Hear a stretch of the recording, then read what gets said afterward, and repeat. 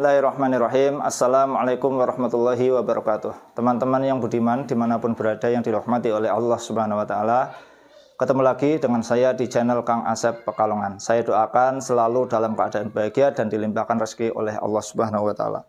Di sini saya akan melanjutkan pembahasan yang kemarin, yaitu air mutanajis. Ya, kemarin air mutanajis, ya, kita sudah bahas air yang kurang dari 2 kolah yang sudah menjadi najis, sudah menjadi air mutanajis. Ketika tersentuh dengan najis, najisnya itu yang nampak, ya, dan juga tidak dimakfu. Nah, terus yang dimakfu kemarin sudah saya bagi, yaitu menjadi 3. Ya, saya jelaskan secara singkat, yaitu yang dimakfu di air dan di darat. Yang belum saya jelaskan yaitu yang cuman dimakfu di darat tapi tidak di air. Contohnya apa? Contohnya darah yang sedikit. Itu misalnya di tangan, misalnya ya, ada air yang kurang dari 2 kolah, kita celupkan ke dalam air, di sini ada darahnya, darah bisul misalnya, maka di situ otomatis airnya menjadi mutanajis. Padahal ketika di tangan, ketika kita sholat, walaupun ada bisulnya, itu nggak masalah, tidak menjadi najis, sah saja sholatnya, sah saja. Ya, paham ya? Itu.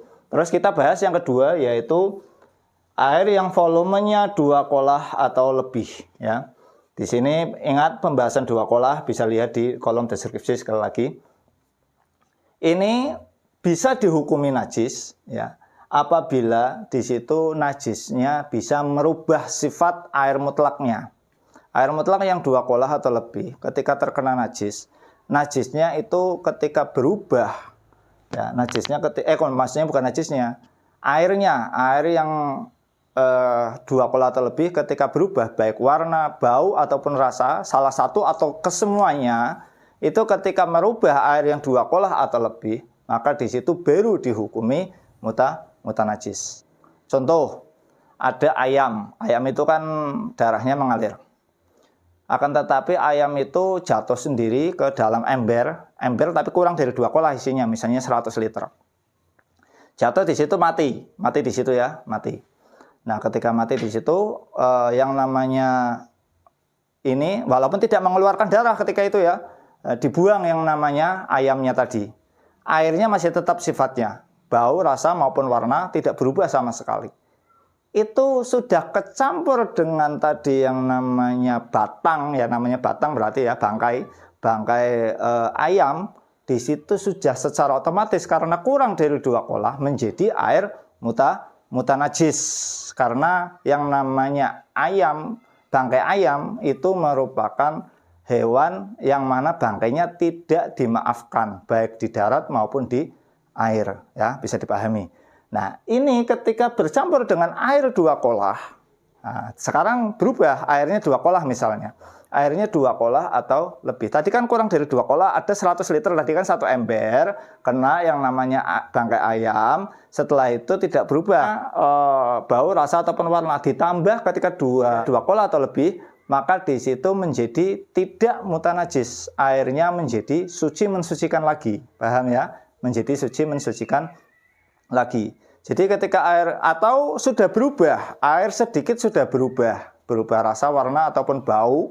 Ya, misalnya tadi tercampur di bangkai, ya, baik itu bangkai yang dimakfu ataupun tidak, ya, kalau bercampur, misalnya ya bercampur dengan bangkai cicak atau bangkai jangkrik, dan juga atau bangkai yang namanya bangkai ayam, ya.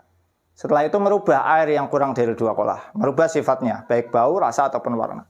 Ditambah air biar jadi 2 kolah atau lebih.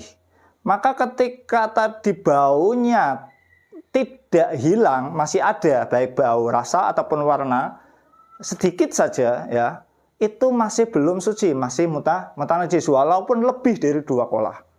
Akan tetapi ketika ditambah lagi, ketika lebih lagi dari 2 kolah atau lebih, ya, setelah itu tapi hilang tadi bau-baunya, warna-warnanya, rasa-rasanya yang bersumber dari najis hilang, maka menjadi suci dan mensucikan. Seperti itu ya. Saya kira itu sudah bisa dipahami. Jadi air yang lebih dari 2 kolah itu bisa menjadi mutanajis bila airnya itu berubah sifatnya disebabkan najis, baik bau, rasa ataupun warna ya. Sedangkan najis ya, di sini najis itu ada yang kalanya najis itu cair ataupun ada yang namanya padat. Di sini tidak dibedakan.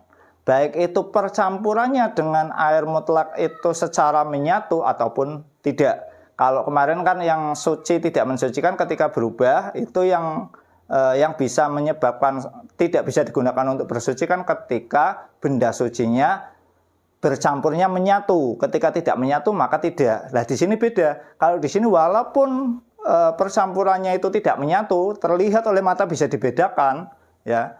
Seperti tadi ayam itu kan bisa dibedakan, bangkai ayam bisa percampurannya bisa dibedakan, walaupun bisa dibedakan percampurannya tidak menyatu, itu tetap dihukumi najis atau tetap ketika sesuai syarat tadi ya, najis ya, baik yang dua kolah ataupun yang kurang dua kolah yang saya sebutkan tadi ya, ketika dua kolah harus berubah salah satu sifatnya, intinya seperti itu maka disebut air mutanajis. Jadi tidak harus percampuran yang menyatu.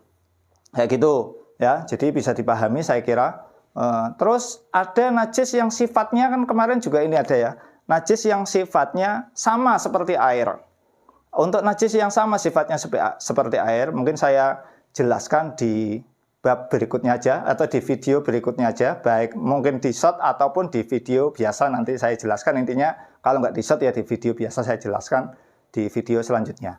Saya kira udah paham. Kalau kurang paham bisa ditanyakan di kolom komentar. Kurang lebihnya saya mohon maaf. Wassalamualaikum warahmatullahi wabarakatuh.